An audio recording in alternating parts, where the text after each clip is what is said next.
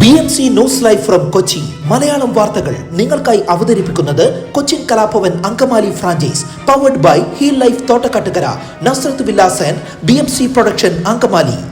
നമസ്കാരം, BMC radio Malayalam വാർത്തകളിലേക്ക് സ്വാഗതം. ഞാൻ ധനുകൃഷ്ണ. സ്കൂട്ടർ ഇടിച്ച് ടയർ പൊട്ടിയ കാറിലെ യാത്രക്കാരെ സഹായിക്കാനെത്തിയ ആളെ സ്കൂട്ടർ യാത്രക്കാർ മർദ്ദിച്ചതായി പരാതി. വെള്ളിയാഴ്ച രാത്രി 9:30 കുണ്ടന്നൂർ വാട്ടർ ടാങ്കിന് സമീപം മരടുപേട്ട റോഡിൽ കാറിൽ സ്കൂട്ടർ ഇടിച്ച് കാറിന്റെ മുന്നിലെ ടയർ പൊട്ടുകയായിരുന്നു. അപകടം കണ്ട് സഹായിക്കാൻ ചെന്ന നെട്ടൂർ വേലംപറമ്പിൽ വീട്ടിൽ വിജി ബിജുവിനെയാണ് സ്കൂട്ടർ യാത്രക്കാർ ആക്രമിച്ചത്. കാർ യാത്രക്കാരെ സഹായിക്കാൻ താനാരാണെന്ന് ചോദിച്ചു ചെന്ന പ്രതികൾ ബിജുവിനെ കൊല്ലുമെന്ന് ഭീഷണിപ്പെടുത്തി നെഞ്ചിൽ ഇടിക്കുകയും കയ്യിലിടുന്ന ബാഗ് കൊണ്ട് അടിക്കുകയുമായിരുന്നു. ആക്രമണത്തിൽ ബിജുവിന്റെ ചുണ്ടുമുറിയുകയും മൊബൈൽ ഫോണും ഹെഡ്സെറ്റും നശിപ്പിക്കുകയും ചെയ്തു. പരിക്കേറ്റ ബിജു ആശുപത്രിയിൽ ചികിത്സ തേടി. മരട് പോലീസ് ചാർജ് ചെയ്ത കേസിൽ മരട് സ്വദേശി സന്തോഷ് 1-ാം പ്രതിയായും സ്കൂട്ടർ ഉടമ ആഷ്ലി 2-ാം പ്രതിയുമാണ്. സന്തോഷ് പോലീസ് കസ്റ്റഡിയിലാണ്. നവീകരണം പൂർത്തിയായി 1 വർഷം പിന്നിട്ടിട്ടും ഇതുവരെ തുറന്നു പ്രവർത്തിക്കാത്ത മട്ടാഞ്ചേരി ബോട്ട് ജെട്ടിക്ക് തടസ്സമായി നിൽക്കുന്ന ഡ്രഡ്ജിംഗ് നടപടി പൂർത്തീകരിക്കാൻ കരാറുകാരന് ഇറിഗേഷൻ വകുപ്പ് അധികൃതർ നൽകിയ കാലാവധി ഇന്ന് അവസാനിക്കുന്നു. ഡ്രഡ്ജിംഗ് നടപടികൾ പുരോഗതിയില്ലാത്തത് വലിയ പ്രതിഷേധത്തിന് ഇടയാക്കിയിരുന്നതിനിടെയാണ് കാലാവധി അവസാനിക്കുന്നത്. 2021 ഡ്രഡ്ജിംഗ് ജോലികൾക്കായി കരാറുകാരനെ ചുമതലപ്പെടുത്തിയത്. ഡ്രഡ്ജ് ചെയ്തെടുക്കുന്ന ചെളി ആദ്യം ഇടക്കൊച്ചിയിലെ കേരള ക്രിക്കറ്റ് അസോസിയേഷന്റെ സ്ഥലത്താണ് നിക്ഷേപിച്ചിരുന്നത്. എന്നാൽ പ്രദേശവാസികളുടെ പ്രതിഷേധത്തെ തുടർന്ന് ഇത് നിർത്തിവെച്ചു. തുടർന്ന് പുറംകടലിൽ നിക്ഷേപിക്കാൻ അനുവാദം നൽകിയെങ്കിലും പ്രവൃത്തികളിൽ പുരോഗതിയുണ്ടായില്ല. ജെട്ടി നവീകരണം പൂർത്തിയായിട്ടും ഡ്രഡ്ജിംഗ് പൂർത്തിയാകാതെ വന്നപ്പോൾ KJ മാക്സി MLA യോഗം വിളിക്കുകയും സമയം നീട്ടിക്കൊടുക്കുകയും ചെയ്തെങ്കിലും ഡ്രഡ്ജിംഗ് മുന്നോട്ടു പോയില്ല. ഇതോടെ കരാറുകാരന് കാരണം കാട്ടിക്കൽ നോട്ടീസ് നൽകിയപ്പോൾ 30 ദിവസത്തെ സമയം ആവശ്യപ്പെടുകയും അനുവദിക്കുകയും ചെയ്തു. ഈ സമയം ഇന്ന് തീരുമെന്നിരിക്കെ ഒരു പുരോഗതിയും ഡ്രഡ്ജിംഗ് കാര്യത്തിൽ ഉണ്ടായിട്ടില്ല. ഈ ദിവസത്തിനുള്ളിൽ ജോലികൾ പൂർത്തിയാക്കിയില്ലെങ്കിൽ നഷ്ടം ഈടാക്കി കരാറുകാരനെ നീക്കം ചെയ്യുമെന്നാണ് അധികൃതർ പാസഞ്ചേഴ്സ് അസോസിയേഷൻ ഭാരവാഹികൾക്ക് നൽകിയ കത്തിൽ പറയുന്നത്. 97 ലക്ഷം രൂപ വിനിയോഗിച്ചാണ് ജെട്ടി നവീകരണം പൂർത്തീകരിച്ചത്. 1.5 കോടി രൂപയാണ് ഡ്രഡ്ജിംഗിന് അനുവദിച്ചിട്ടുള്ളത്. ഡ്രഡ്ജിംഗ് നടപടികൾ പൂർത്തിയാക്കി ജെട്ടി ജനങ്ങൾക്ക് തുറന്നു കൊടുക്കണമെന്നാണ് പാസഞ്ചേഴ്സ് അസോസിയേഷൻ ആവശ്യപ്പെടുന്നത്. എറണാകുളം മേഖലയിൽ മോഷ്ടാക്കളുടെ ശല്യം വീണ്ടും വർദ്ധിച്ചു. മലയാളികളും മറ്റ് സംസ്ഥാനക്കാരുമായ മോഷണ സംഘങ്ങൾ നഗരത്തിലും സമീപ പ്രദേശങ്ങളിലും വിലസുകയാണ്. സമീപകാലത്ത് നിരവധി മോഷണങ്ങളാണ് നടന്നത്. കുറുവാ സംഘത്തെക്കുറിച്ച് ഭീതി പരന്ന സാഹചര്യത്തിലും മോഷണം തുടരുകയാണ്. കഴിഞ്ഞ ദിവസം UC കോളേജിന് സമീപം പൂട്ടിക്കിടന്ന വീട്ടിൽ മോഷണം നടന്നു. വാതിൽ കുത്തി തുറന്നാണ് അകത്ത് കടന്നത്. വീട്ടുകാർ വിദേശത്താണ്. ഗൾഫിലിരുന്ന് CCTV പരിശോധിച്ചപ്പോഴാണ് മോഷണം നടന്നത് തിരിച്ചറിഞ്ഞത്. വീട് നോക്കുന്നയാളുടെ പരിശോധനയിൽ 2 സ്വർണ്ണവള നഷ്ടപ്പെട്ട വിവരം കിട്ടിയതായി ആലുവ ഈസ്റ്റ് പോലീസ് പറഞ്ഞു. മോഷ്ടിക്കാൻ 2 പേർ കയറുന്നതിന്റെ CCTV ദൃശ്യങ്ങൾ പോലീസിന് കിട്ടിയിട്ടുണ്ട്. ഇതിൽ നിന്ന് പ്രതികളെ കണ്ടെത്താനുള്ള ശ്രമത്തിലാണ്.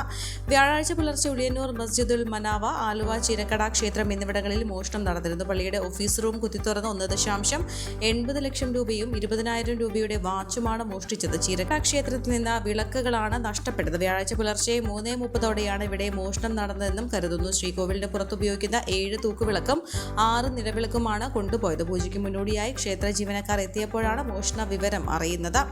1 മാസം മുൻപ് ബാങ്ക് കവല മാർക്കറ്റ് റോഡിലെ ജമാലിന്റെ A to Z കളേഴ്സ് എന്ന തുണിക്കടയിൽ മോഷണം നടന്നിരുന്നു. കെട്ടിടത്തിന്റെ മുകൾ ഭാഗത്തു നിന്ന് ഓട് മാറ്റി കടയ്ക്കകത്തെ സീലിംഗ് തകർത്താണ് മോഷ്ടാക്കൾ അകത്ത് കടന്നത്. 50,000 രൂപയുടെ വസ്ത്രങ്ങളും 5,000 രൂപയോളം നഷ്ടപ്പെട്ടിരുന്നു.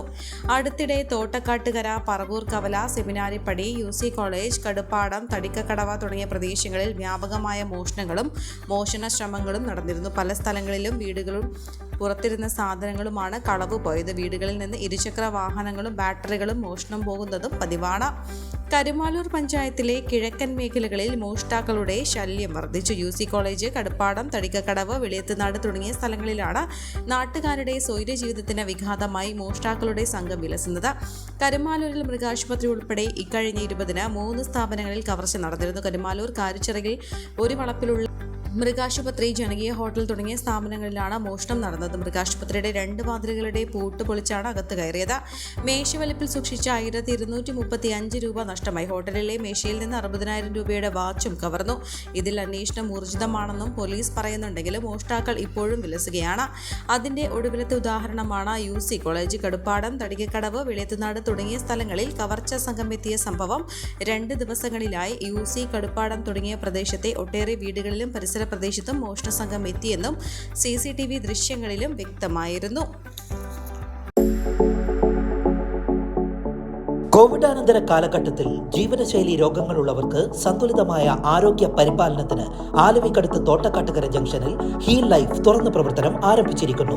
ഫിസിയോതെറാപ്പി, സൈക്കോളജി, ആയുർവേദ ചികിത്സകൾക്കായി 8089011722 ബന്ധപ്പെടാവുന്നതാണ്.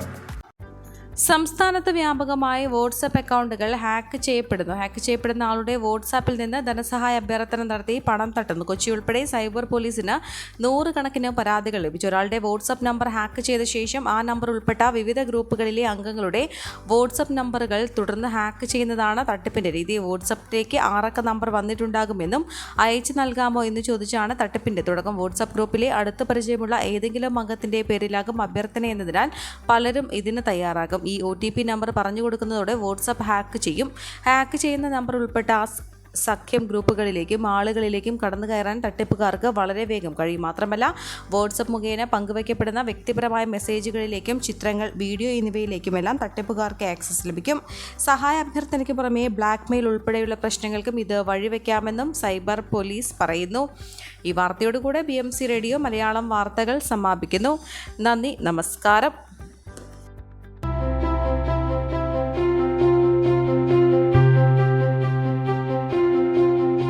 അങ്കമാലി പ്രദേശത്തെ കലാവിദ്യാർത്ഥികൾക്ക് സുവർണ അവസരം.